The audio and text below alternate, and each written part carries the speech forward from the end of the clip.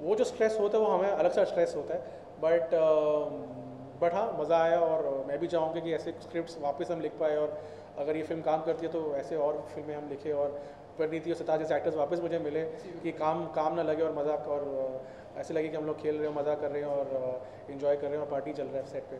तो जब ये स्क्रिप्ट आप लिख रहे थे पर्टिकुलर, तो आपके दिमाग में परिणीति थी कि हाँ इस स्क्रिप्ट के अनुसार ये परिणीति होगी, या कोई और होगा, या पहले से बैकग्राउंड परिणीति का जैसे कि अच्छा है, तो क्या सोचा था जब परिणीति ही होगी या कोई नहीं, और? जब लिखा था, और जैसे हर डायरेक्टर और एक राइटर के मन में रहता है कि यार ये एक्टर मेरे किरदार को प्ले करना चाहिए, तो हमारे इसमें भी हमारे साथ भी परिणीति हमारी फर्स्ट चॉइस थी।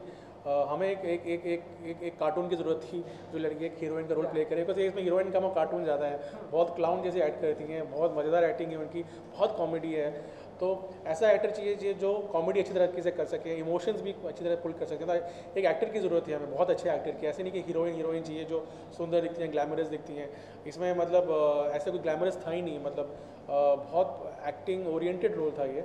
तो एक्ट्रेस का होना बहुत ज़रूरी था, तो एक कॉमिक टाइमिंग होना बहुत ज़रूरी था, और मुझे ऐसी एक एक्ट्रेस चाहिए थी जो गर्ल नेक्स्ट डोर लगे, जो लगे लोगों की यार ये हमारे जैसी तो है, मतलब देखा गया है, मैं हमने इसको देखा कहीं पर, मतलब ऐसा लगना चाहिए, ऐसे नहीं कि हीरोइन है इतनी परफेक्ट है, इतनी सुंदर है, इतनी खूबसूरत है कि हम लोग एसोसिएट नहीं कर पाए, मतलब बहुत गर्ल नेक्स्ट डोर टाइप एक इमेज चाहिए था मुझे, जो हीरोइन का जो भी एक्ट्रेस प्ले कर रही थी। और फ्रेश सा कोई फेस चाहिए था, कि ऐसे नहीं कि बहुत फिल्में कर चुकी, कुछ नया नया लगे, कुछ फ्रेशनेस फील करें। तो ये सब जो रिक्वायरमेंट्स थी वो परिणीति में थी, और हमने सोचा कि यार ये परिणीति मिल जाए तो हमारा सारा काम आसान हो जाएगा। तो पहले से हम लोग ये चाहते थे कि परिणीति हमारी फिल्म करे। सर सिद्धार्थ मल्होत्रा की ये सेकंड फिल्म में कितना टफ और उनके साथ काम करना? टफ तो कुछ था नहीं, मतलब मज़ा आया उनके साथ काम करने में, क्योंकि मैंने जब स्टूडेंट ऑफ द ईयर देखा था तो मुझे लगा था कि सिद्धार्थ जो है बहुत अलग किस्म के आदमी होंगे, कि उनमें उसने अलग से किरदार प्ले किया था, बहुत ग्लैमरस थे, बहुत गुड लुकिंग थे, बहुत सीरियस टाइप के रोल किया था। और मेरा जो कैरेक्टर था निखिल का जो उन्होंने प्ले किया है, बहुत झल्ला किस्म का आदमी था, बहुत ही बात करता है, बहुत टेंशन में रहता है, बहुत स्ट्रेस में रहता है।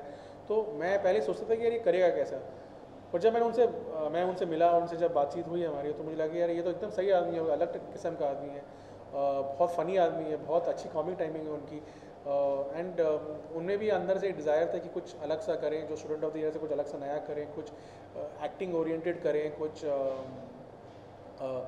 डिफरेंट करें, लोगों को भी उनके एक्टिंग रेंज के बारे में मालूम पड़े। तो वो जो इंथुजियाज़म था मेरे काम का आया बहुत, क्योंकि मैं भी यही सेम चीज़ें चाहता था।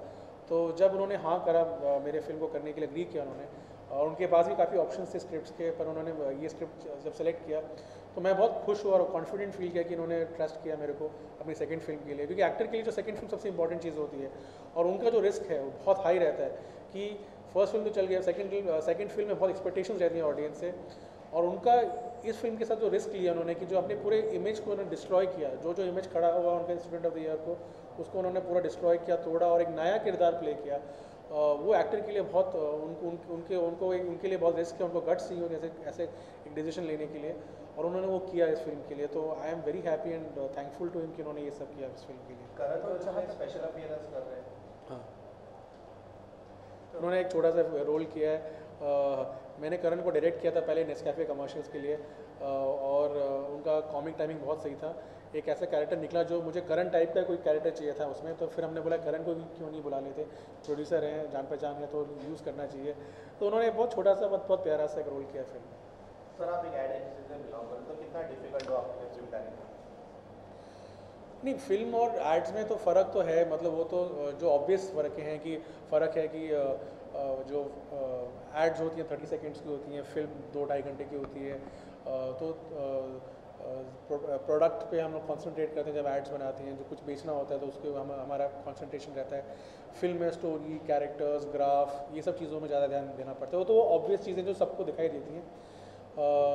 मेरे को एक चीज़ और अपने आप को ओरिएंट करना पड़ा टाइम के हिसाब से, मतलब एड्स जो हम बनाते हैं जब, तो 3 हफ्ते में पूरा ऐड ख़त्म हो जाता है, जो सोचने से लेकर जो पोस्ट प्रोडक्शन म्यूज़िक ख़त्म करने के लिए पूरा प्रोसेस 3 हफ्ते में हो जाता है।